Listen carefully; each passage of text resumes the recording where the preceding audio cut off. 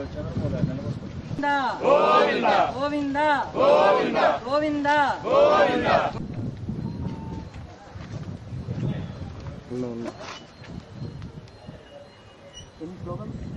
గోవిందా గోవిందా గోవిందా గోవిందా మీ ఆస్తులు మీరే కాపాడుకోవాలి గోవిందా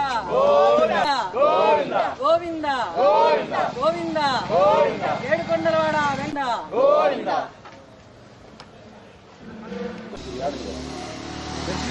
నేను శ్రీవారి దేవుని టికెట్లు దుర్వినియోగం చేయండి. సామాన్య భక్తులు ఫ్రీ దర్శనం అవసరం. దేవుడు సొమ్మొక్కరు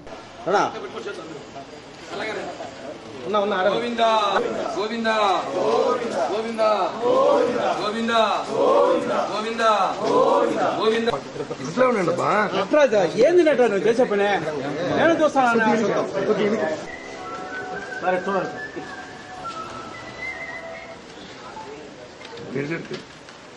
చెప్పి ఈ కూటమి ప్రభుత్వం వచ్చాక పవన్ కళ్యాణ్ గారు చంద్రబాబు గారు చాలా సీరియస్ గా చదువు చెప్తారు. శ్రీవారి నిధులు 350 కోట్లు డిపాజిట్ అండి. మొత్తం యాక్చువల్లీ ఈ 4-5 పాటు తిరుమల చూడండి టికెట్స్ లెటర్లు. ఇది మినిస్టర్ది, ఇది రోజా గారిది, రామచంద్రారెడ్డి గారిది, అలాగే భాస్కర్ రెడ్డి గారిది.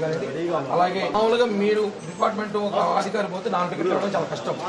25 టికెట్లు, 70 టికెట్లు, 60 టికెట్లు ఇస్తున్నారు. ఇవన్నీ గత ప్రభుత్వంలో అధికారంలో ఉన్న వాళ్ళు దుర్వినియోగం చేశారు. ఈ విషయం పబ్లిక్ తెలియాలి. మీరు దీనిపై సీరియస్ యాక్షన్ తీసుకొని ఒక ఎంక్వైరీ చేసి ఇమ్మీడియట్లీగా ఎవరైతే టీటీడీ శ్రీవాణి ట్రస్ట్ లో గోల్మాల్ జరిగింది చెప్పిన వెంటనే ఏం చేశారంటే తూతుమంత్రంగా ఒక తిరుమల తిరుపతి గొప్ప ధార్మిక క్షేత్రం.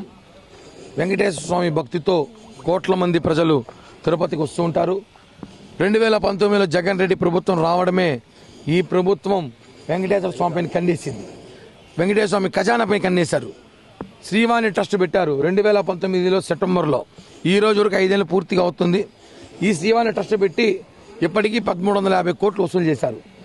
పవన్ కళ్యాణ్ గారు